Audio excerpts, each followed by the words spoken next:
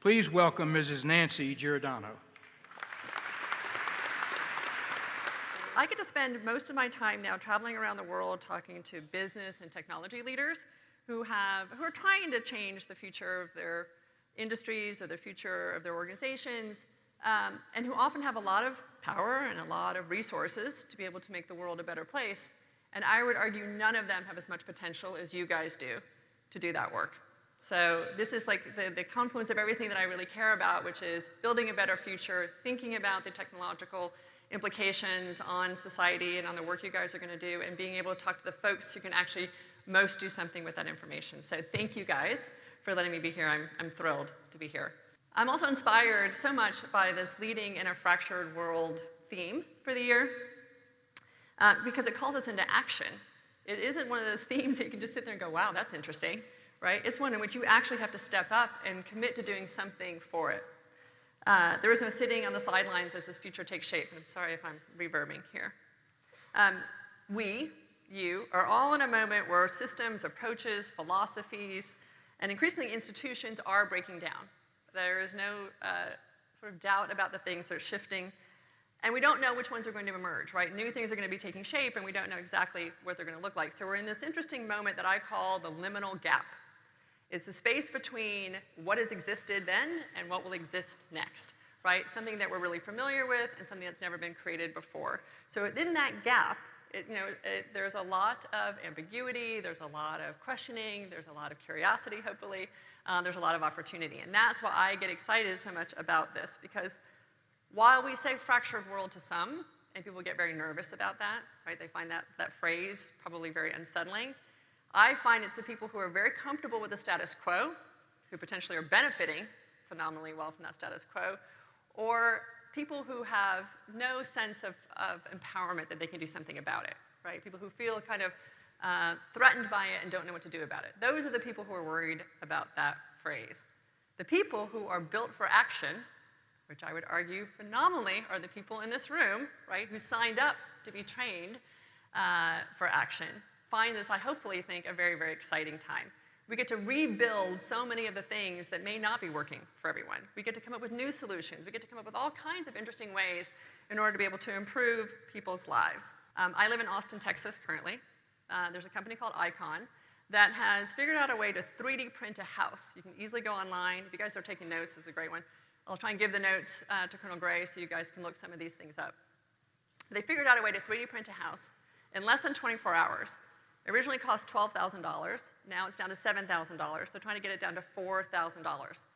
Just think about the implications of that on all kinds of things, right? We can talk about industry, but I also think, what is that kind of like game-changing, radical innovation do for border security, for our sort of peace negotiations, for our rhetoric around what people around the world really need, right? It has like amazingly cascading implications.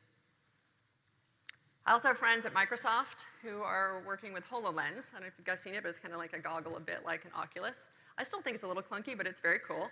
And they're building software, and I Googled my buddy Mike, who runs a thing called The Garage. I'm like, I need an example of something in which people are collaborating around the world to build something. And he sends me the link right away and says, oh, we just launched that software. All right? And it allows you to be able to build things as intricate as an airplane wing with anybody from around the world in 3D. So you all put on your HoloLens, and together you are building something of that kind of magnitude and that kind of importance. They also demoed recently that they, if you put the HoloLens on, can see someone like me speaking in another venue somewhere around the world as a hologram in whatever language that country would be able to receive me in. Right? So maybe I won't be flying around anymore doing this. I'll just be, somehow in my living room giving talks around the world. But imagine, again, what that opens up in terms of capacity to be able to learn, capacity to be able to integrate, be able to have more global conversations with one another. Now, many companies are doing, using artificial intelligence and a domain of that particularly called machine learning and natural language processing to do a whole range of different things, right? But one of the things I find fascinating is that they're analyzing conversations online or, I guess, in real life, and they can tell by the way that we use pronouns how we're feeling about ourselves. There's a guy named Jamie Pennebaker wrote a book called The Secret Life of Pronouns. And after you read that and you go to email him, you are so aware of your use of pronouns. I just said, make sure you take I out of everything you write. But how you use pronouns, how you use emoji, They can figure out, again, how you are feeling about your life, about anxiety, about stress, and even about potential suicide. Like, those are the kinds of exciting things when you think about what we're able to do with data and analyze data and how we can improve people's lives with that. We can look at all the terrible things that could happen, but we can also look at all the really, really great things that can happen. And McKinsey just came out, a big consulting company, just came out with a review of 160 ways in which people are using artificial intelligence to improve the quality of people's lives, AI for good. One of the examples is that we can do vertical farming now, in which we can have robots and AI and hydroponic water solutions, right, able to grow food in a square area that is 390 times more efficient. 390 times more efficient, uses 95% less water, right, because it's stacked up in a vertical environment. Imagine, again, the implications, right, when I'm able to have high-quality food available to many people in a much less expensive way. Suddenly housing comes down and food prices go down. And we imagine then people feeling a little less isolated around things, right? The same thing about how I can use this technology to be able to read x-rays much faster, and I can read them anywhere around the world. I can have a community send x-rays, to any hospital around the world. So now I have access potentially to medical care and medical diagnosis in a much more efficient, much more immediate way with people who have potentially less access to some of these resources. These are the things that get me excited about the future and imagining and wanting to deploy these technologies more and more quickly. In Austin, again, some of you guys may have heard, who's in the Army? Army, ROTC, all right. I know you're like, I don't know, am I or not? Well, I think it's cool. The Army has opened a Futures Command Center in Austin. It started out with only 12 people. It was an experiment to be able to figure out how to do more partnerships with civilians who are building these technologies, again, in artificial intelligence and in robotics and virtual reality. They're located in the main building where all the tech startups are in Austin. And it's interesting, as I was reading about it yesterday, I wanted to get caught up on it. Again, it went from this little 12-person experiment to apparently now 24,000 people in 15 countries around the world that are part of this initiative. So again, as you think about what that looks like, right, what does the future of your work look like? What are the tools and tasks that are going to be carried out with that? What kind of new mindsets are going to be needed? What kind of training is going to be needed to be able to manage some of those things? I could go on, and in my other world, like at dinner last night, I do talk about these things. I talk about wearables and robotics and drones and the implications of all these technologies. I have spent all my life, really, not all my life, but in the last few years, really focused on these technologies and what they might mean. But with this kind of advance also comes tremendous responsibility. And that's the other thing I think that we need to be focused on. In my world, we often talk about the digital cloud. And one day I was on a panel discussion with several big luminaries at Microsoft, including the guy who headed up cloud computing, who went on and on and on about the digital cloud and how great it will be to be able to store all this data and be able to exchange all this data. It will be the key to be able to do predictive analytics and all this AI stuff that we get excited about.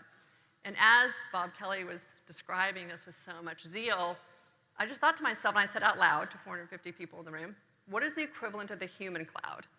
Right? What allows us to level up and be able to ensure that we're using these technologies wisely?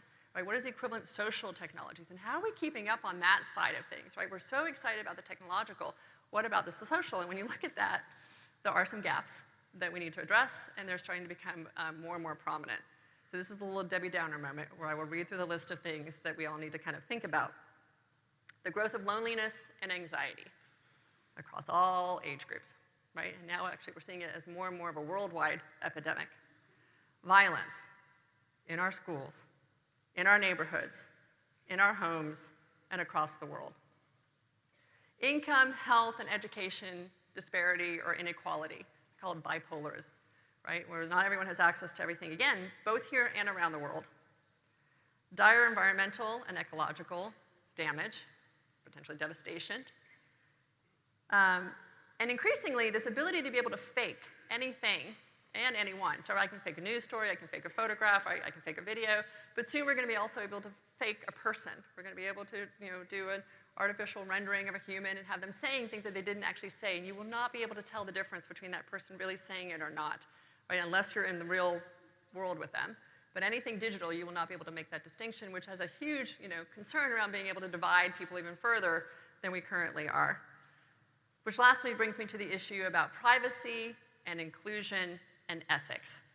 These are such critical conversations to be having as these technologies create all kinds of new possibilities, both for good and for exploitation.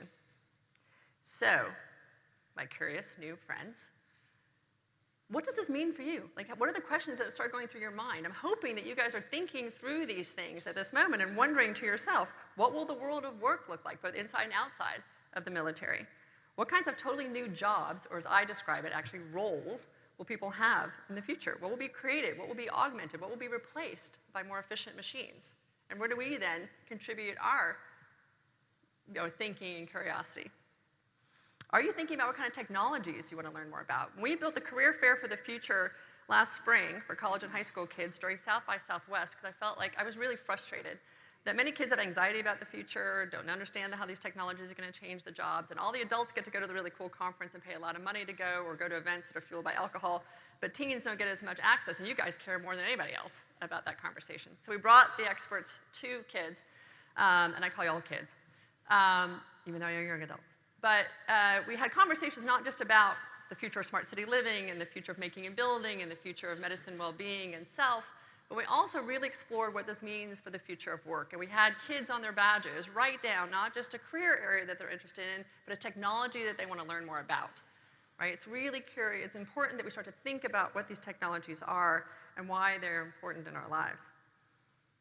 These are the kinds of questions that I literally think about every day. I build conferences around, I give talks around, I do strategic consulting around.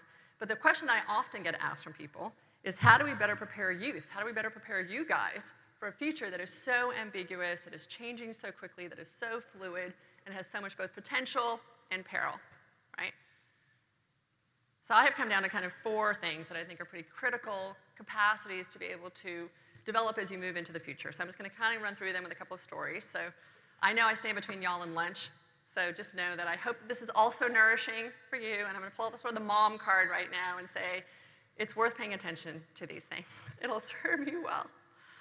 All right, so the first is insatiable curiosity. There is seriously not a business leader or a business meeting from MIT to Harvard to Intel to South by to wherever, any environment that I am in, when we talk about what the future needs, it is curious people. Why?